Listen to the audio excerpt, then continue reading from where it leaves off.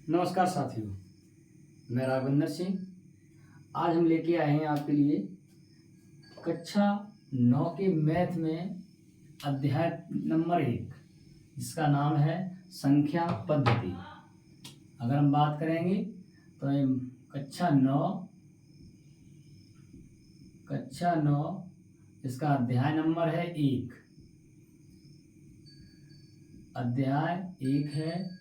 Chapter का नाम है संख्या पद्धति।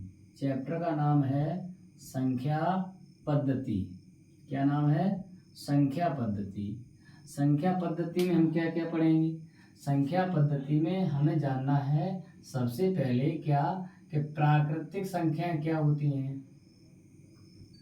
प्राकृतिक संख्याएं क्या होती हैं? प्राकृतिक संख्याएं क्या होती हैं? तो प्राकृतिक संख्याएं कौन सी होती हैं? इसमें हम कह सकते हैं शून्य को छोड़कर। किसको छोड़कर? शून्य को छोड़कर। तो हम लिखेंगे शून्य को छोड़कर।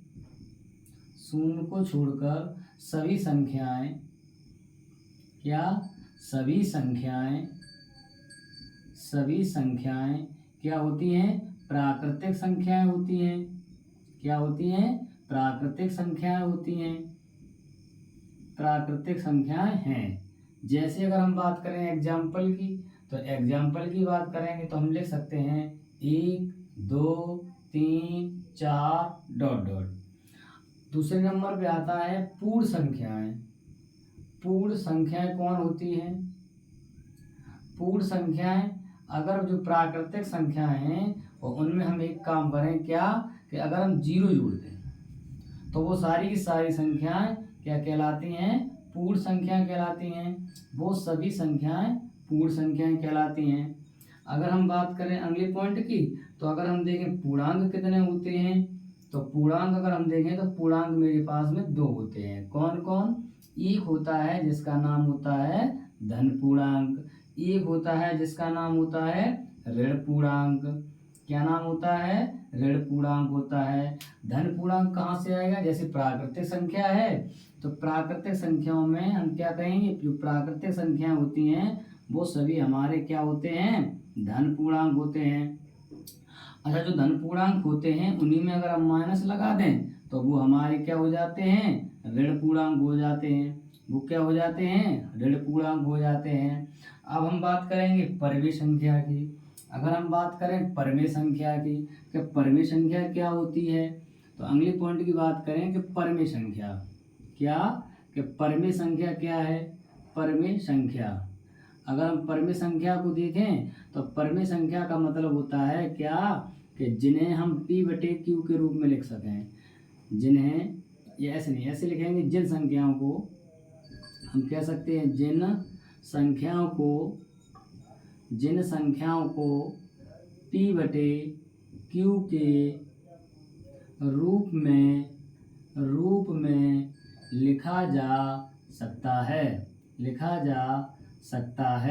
तो उन्हें हम क्या कहते हैं? लिखा जा सकता है। उन्हें क्या कहते हैं? उन्हें हम कहते हैं परमेय संख्याएं। जैसे 2/3 कह सकते हैं, 3/4 कह सकते हैं, 9/11 आदि। ये सारी की सारी परमेय संख्याएं कहलाएंगी। उसकी बात करेंगे हम अगले पॉइंट की। अगला पॉइंट क्या है? अपरमेय संख्याएं। अगला पॉइंट क्या है? अपरमेय संख्याएं। अपरमेय संख्याएं क्या होती हैं? हम लिख सकते हैं क्या कि जिन संख्याओं को क्या कह सकते हैं? जिन संख्याओं को P/Q के रूप में नहीं लिखा जा सकता है। नहीं लिखा जा सकता है। उन्हें हम क्या कहते हैं? अपरमेय संख्या कहते हैं। जैसे अगर हम बात करें √2, बात करेंगे √3, बात करेंगे √4 आदि। इन्हें हम क्या कहेंगे? अपरमेय संख्याएं कहेंगे। देखेंगे सभी लोग क्या कहेंगे। पहला क्या है? प्राकृतिक संख्या। शून्य को छोड़कर सभी प्राकृतिक संख्याएं। पूर्ण संख्याएं जिसमें शून्य जोड़ दिया जाए पूर्ण संख्या हो जाएंगी। पूर्णांक 2 प्रकार के, धन पूर्णांक और ऋण पूर्णांक। परमेय संख्या जिनको P/Q के रूप में लिख सकते हैं अपरिमेय संख्या जिन्हें p/q के रूप में नहीं लिखा जा सकता है। अब हम बात करेंगे वास्तविक संख्याएं क्या होती हैं। वास्तविक संख्याएं क्या होती हैं। वास्तविक संख्याएं क्या होती हैं, देखेंगे अगले पॉइंट पर। वास्तविक संख्याएं, पॉइंट नंबर हो जाएगा 6 हमारा। हम लिखेंगे क्या कि वास्तविक संख्याएं। वास्तविक संख्याएं, अगर वास्तविक संख्याओं की हम बात करें तो वास्तविक संख्याओं की अगर हम बात करें तो हम कह सकते हैं क्या कि सभी परिमेय, हम बात करेंगे तो लिख सकते हैं सभी परिमेय, सभी परिमेय या अपरिमेय, सभी परिमेय या अपरिमेय, सभी परिमेय या अपरिमेय संख्याएं, अपरिमेय संख्याएं क्या होती हैं। सभी परिमेय या अपरिमेय संख्याएं वास्तविक संख्याएं होती हैं। क्या होती हैं, वास्तविक संख्याएं होती हैं। वास्तविक संख्याएं होती हैं, सभी परिमेय या अपरिमेय वास्तविक संख्याएं होती हैं। अच्छा, वास्तविक एक बात और है क्या कि अगर दूसरे पॉइंट की बात करें तो वास्तविक संख्याओं का वर्ग एक धनात्मक होता है। तो हम कह सकते हैं क्या कि वास्तविक संख्याओं का वर्ग, वास्तविक संख्याओं का वर्ग क्या होता है, एक धनात्मक होता है। एक धनात्मक होता है, एक धनात्मक होता है। जैसे हम कहेंगे क्या कि 2 गुणा 2 बराबर 4 है, या कह सकते हैं -2 गुणे -2, तब भी हमारा आंसर क्या आएगा, 4 ही आएगा। तब भी आंसर क्या आएगा, 4 ही आएगा। अगर हम बात करेंगे अगले पॉइंट की, अगला पॉइंट क्या है, जैसे हम बोले भाज्य संख्याएं, क्या कहेंगे, भाज्य संख्याएं। तो भाज्य संख्याएं कौन होती हैं, भाज्य संख्याएं कौन होती हैं, हम कह सकते हैं वे संख्याएं, क्या कि वे संख्याएं जो एक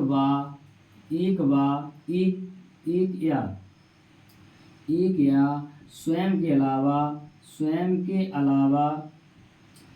के अलावा किसी भी संख्या से क्या विभाजित नहीं होती हैं, विभाजित नहीं होती हैं। सॉरी, भाज्य संख्या है तो वे संख्याएं जो अन्य संख्याओं से, भाज्य संख्याएं तो वे संख्याएं जो अन्य संख्याओं से स्वयं के अलावा, कह सकते हैं जो स्वयं के अलावा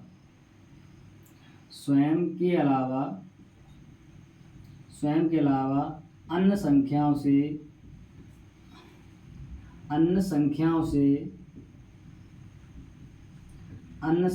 से विभाजित होती हैं।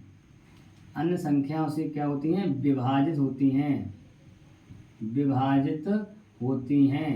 जैसे हम बात करेंगे 4 की, हम बात करेंगे 8 की, हम बात करेंगे 20 की, हम बात करेंगे 9 की आदि। ये संख्या हमारी क्या है, भाज्य संख्या है। अब 8वें नंबर पे हम बात करेंगे अभाज्य संख्याएं।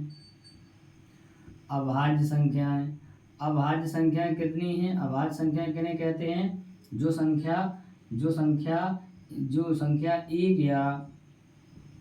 एक या स्वयं से विभाजित होती है। वह संख्या जो एक या स्वयं से विभाजित होती है, किससे होती है, स्वयं से विभाजित होती है, तो उन्हें हम क्या कहेंगे, अभाज्य संख्याएं। अभाज्य संख्या में कौन कौन आता है, 2 आता है, 3 आता है, 5 आता है, 7 आता है, 11 आता है, 17 आता है, 19 आता है, उसके बाद 23 आता है, इसके बाद 29 आएगा, 31 आएगा। ऐसी संख्याएं होंगी जो हमारी क्या कहलाएंगी, अभाज्य संख्याएं कहलाती हैं। क्या कहलाती हैं, अभाज्य संख्याएं कहलाती हैं। अब हम अगले पॉइंट की बात करेंगे जिसका नाम होगा सम संख्याएं। सम संख्याएं। तो देखेंगे सम संख्याएं क्या होती हैं। अगर हम बात करेंगे सम संख्याओं की, तो सम संख्याएं कह सकते हैं जो संख्या 2 से पूर्ण विभाजित हो जाती है, तो कह सकते हैं वे संख्याएं, क्या कहेंगे, वे संख्याएं जो 2 से पूर्णतः विभाजित हो जाती हैं, जो 2 से पूर्णतः विभाजित हो जाती हैं, पूर्णतः विभाजित हो जाती हैं, वो क्या कहलाएंगी? आपकी सम संख्याएं कहलाएंगी। जैसे हम बात करेंगे, जैसे आपका कितना है, बोलो, जैसे आपका कितना है, 2 है, 4 है, 6 है, 8 हो जाएगा, 8 के बाद 10 हो जाएगा, 50 हो जाएगा, 20 हो जाएगा, 70 हो जाएगा, हैं, उसके बाद 66 हो जाएगा, आदि आपकी संख्याएं क्या हैं? आपकी सम संख्याएं हैं। अगर हम बात करेंगे विषम संख्याओं की, अगर हम बात करेंगे विषम संख्याओं की, तो विषम संख्याएं क्या होती हैं? ध्यान से देखेंगे, विषम संख्याएं क्या होती हैं? विषम संख्याएं होती हैं, देखेंगे विषम संख्याएं कौन होती हैं, तो हम कह सकते हैं वे संख्याएं, क्या लिखेंगे हम? वे संख्याएं जो 2 से पूर्णतः विभाजित नहीं होती हैं, जो 2 से पूर्णतः विभाजित नहीं होती हैं, पूर्णतः विभाजित नहीं होती हैं। अगर नहीं होती हैं तो उन्हें हम क्या कहेंगे? विषम संख्याएं कहेंगे। क्या कहेंगे? विषम संख्याएं कहेंगे। जैसे हम लिख सकते हैं, आपका कितना हो जाएगा, जैसे 3 है, 5 है, 15 है, 17 है, 19 है, उसके बाद 21 है, तमाम संख्याएं ऐसी होंगी जो हमारी विषम संख्याएं कहलाएंगी, विषम संख्याएं कहलाएंगी। नोट करेंगे, तब तक के लिए हम इनके डालें, उसके बाद फिर हम आपको आगे बता रहे हैं। तो संख्याएं आज हमने सीखा क्या? संख्याओं के बारे में। संख्याएं कितने कितने प्रकार की हो सकती हैं? संख्याएं प्राकृतिक हो सकती हैं, संख्याएं पूर्ण संख्या हो सकती हैं, धन पूर्णांक हो सकते हैं, विषम ऋण पूर्णांक हो सकते हैं, भाज्य संख्या हो सकती हैं, अभाज्य संख्या हो सकती हैं, वास्तविक संख्या हो सकती हैं, और भाज्य, अभाज्य, वास्तविक, सम और विषम। अब जो हमारे सिलेबस का टॉपिक है, हमारे जो सिलेबस का टॉपिक है, जिसका नाम है धन पूर्णांक, आगे बात करेंगे धन पूर्णांक क्या होता है। अब हम बात करेंगे हम अपने सिलेबस की तरफ, क्या कि आखिरकार धन पूर्णांक क्या होता है।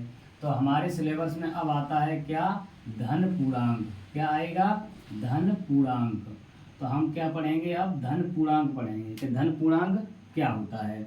अच्छा, धन पूर्णांक को हम एक नंबर और कहते हैं, इन्हें हम धन पूर्ण संख्याएं भी कहते हैं। इन्हें क्या कहेंगे हम? इन्हें हम धन पूर्ण संख्याएं भी कहते हैं, धन पूर्ण संख्याएं, इन्हें हम धन पूर्ण संख्याएं भी कहते हैं, ठीक है। और इंग्लिश में बोले तो नेचुरल नंबर भी कहते हैं। और उसके बाद हम कह सकते हैं, इनकी परिभाषा क्या होगी, हम लिख सकते हैं क्या? जिनकी सहायता से क्या कर सकते हैं? वस्तुओं की, क्या कहेंगे हम कह सकते हैं जिनकी सहायता से वस्तुओं की गणना की जाती है, या गणना की जा सकती है, गणना की जा सकती है। अगर गणना की जा सकती है तो उन्हें हम सभी क्या कहेंगे? हम क्या कहेंगे? धन पूर्णांक कहेंगे। अगर गणना करेंगे तो इनका एक नाम और हो जाएगा, इन्हें क्या हम कह सकते हैं? इन्हें क्या कि गणन संख्याएं भी कहते हैं। क्या कहते हैं? गणन संख्याएं भी कहते हैं। इन्हें हम गणन संख्याएं भी कहते हैं। जैसे एग्जाम्पल में अगर हम बात करेंगे तो एग्जाम्पल में 1 है, 2 है, 3 है, 4 है, 5 है, डॉट डॉट आदि हो जाएगा।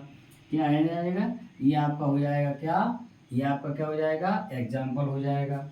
अगले पॉइंट की अगर हम बात करें तो हम कह सकते हैं धन पूर्णांक, क्या कह सकते हैं? हम कह सकते हैं धन पूर्णांक में सबसे पहली, क्या कहेंगे? पहली व सबसे छोटी, सबसे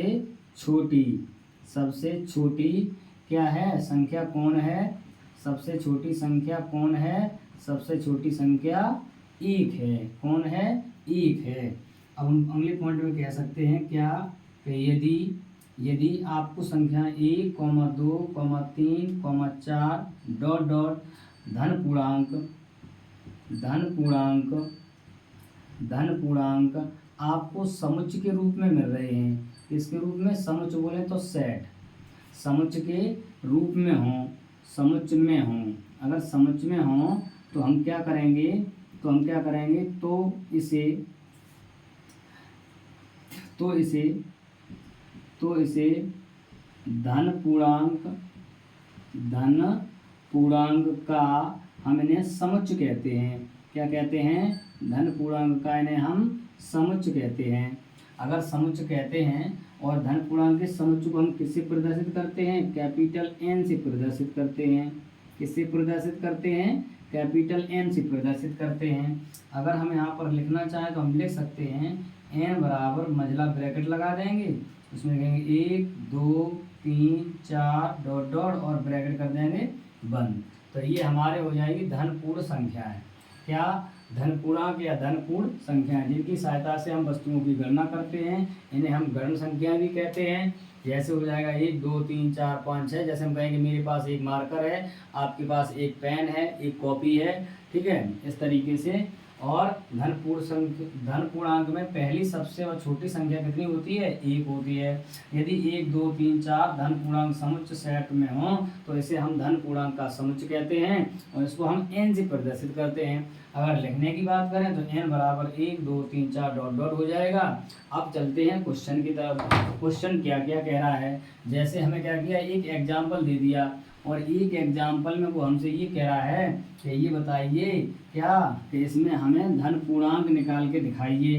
तो हम क्या करेंगे? हम धन पूर्णांक निकालेंगे। जैसे आपका एक एग्जाम्पल है, पहला एग्जाम्पल क्या है? -3 है।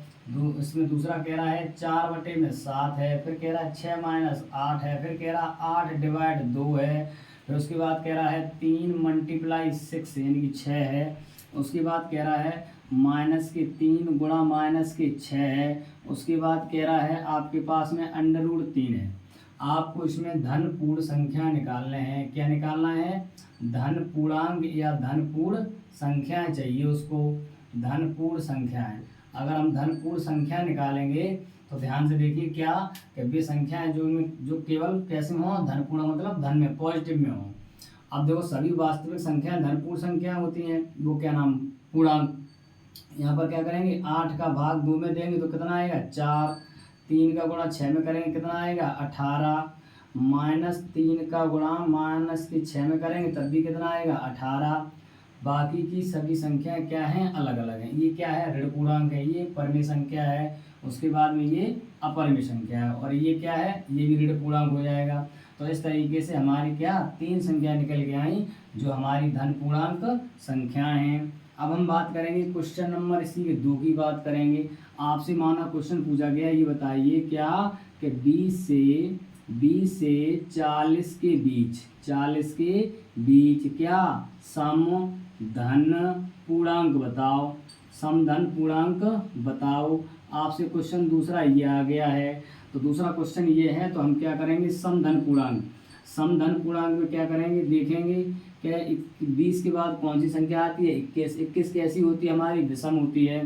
तो उसके बाद कौन आ जाएगा? 22 आ जाएगा सम में। फिर उसके बाद कौन आएगा? 24 आएगा, फिर 26 आ जाएगा, फिर 28 आ जाएगा, फिर 30 आ जाएगा, उसके बाद 32 आ जाएगा, उसके बाद 34 आ जाएगा, फिर 36 आ जाएगा, उसके बाद कौन आ जाएगा? 38 आ जाएगा। तो ये कैसी संख्या हैं? सम है, सम के साथ में धन पूर्णांक हैं।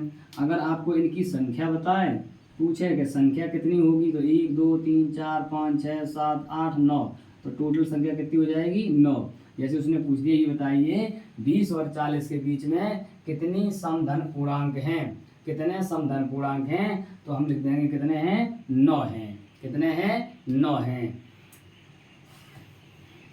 इस तरीके से हमने आज पढ़ा है क्या कि धन पूर्णांक क्या होते हैं। आशा करते हैं आपको ये वीडियो पसंद आई होगी। तब तक के लिए जय हिंद। और हमारे channel Goga ji study class को सब्सक्राइब करें, ज़्यादा से ज़्यादा शेयर करें, जिससे कि हम आपको इससे अच्छी से अच्छी वीडियो दे सकें। तब तक के लिए धन्यवाद।